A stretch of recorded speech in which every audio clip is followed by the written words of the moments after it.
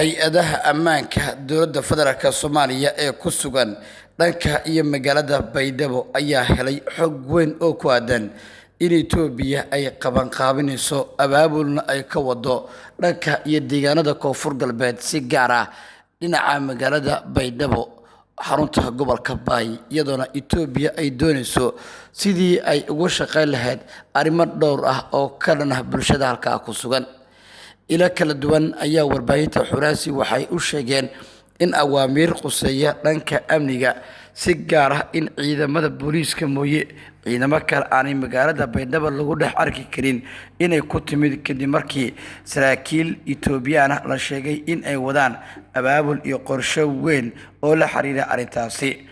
wararka soo baxaya waxay tilmaamayaan in ay socdaan dhaqdhaqaaqyo guud oo la xiriira dhanka iyo howlgalladaasi iyadoona saraakiil ka tirsan ciidanka booliiska federaalka ee ku sugan magaalada Baydhabo ay wadaan dhaqdhaqaaqyo guud oo ay ku doonayaan in ay ku ogaadaan dhammaan qodobada la xiriira arrimahaasi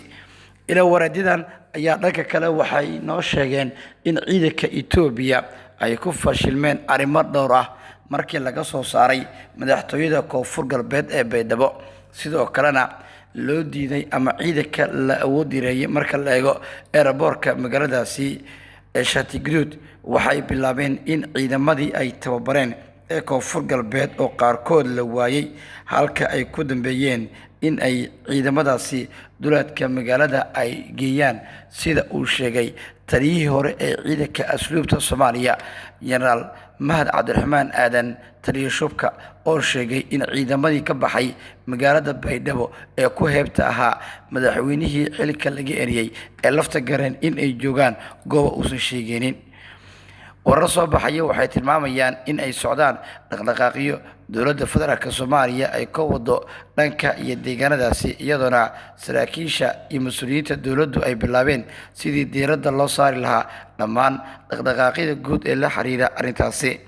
wararka soo baxaya ayaa intaa ku sii daraya in ay socdaan isku dayo kala duwan iyadoona wararka ay intaa ku sii darayaan in ay socdaan isku dayo kala duwan oo ay wadaan saraakiil ka tirsan hay'adaha amniga dowladda federaalk Soomaaliya si ciidanka Itoobiya qudhoodu looga mamnuuco galista iyo bixista magaalada Baydhabo oo xarunta kumeel gaarka Koonfur Galbeed ah balse iminka ay ku sugan yihiin labada mas'uul ee dalka ugu sareeya waa madaxweynaha Soomaaliya iyo gudoomiyaha golaha shacabka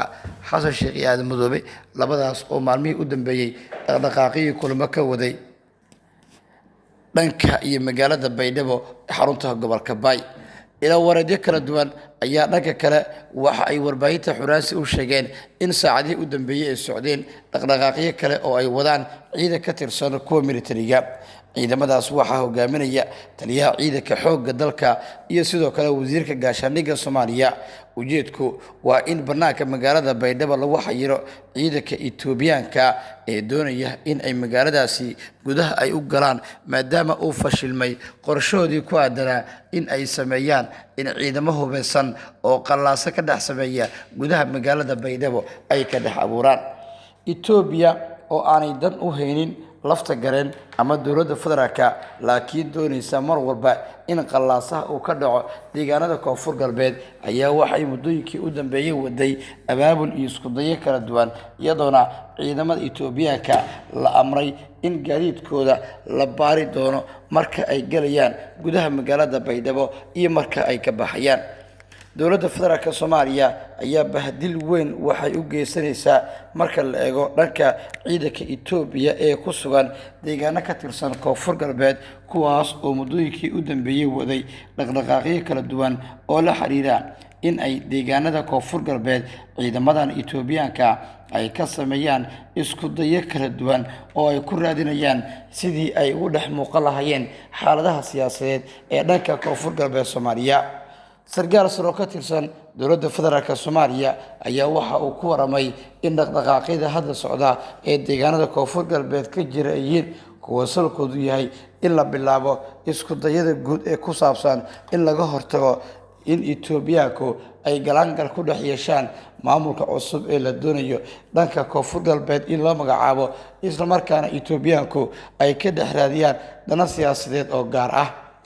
xubnaha Itoobiyaanka oo markii horeba ku xooganaa madaxtooyada Koonfur Galbeed sidoo kalena airportka gacanta ku hayay ayaa la sheegay inay cabsi iyo dareen weyn ay ka qaadeen ciidanka lixdanaad ee u dhow ama degan qayb ka mid ah madaxtooyada Koonfur Galbeed kuwaas oo xakameeyay in magaalada Baydhabo dhexdeeda ay ku dagaalamaan ciidankii Koonfur Galbeed ee magaaladaas laga baxay iyo kuwii federaalka ee halka tagay ee ay weheyeen ciidanka badbaadada Koonfur Galbeed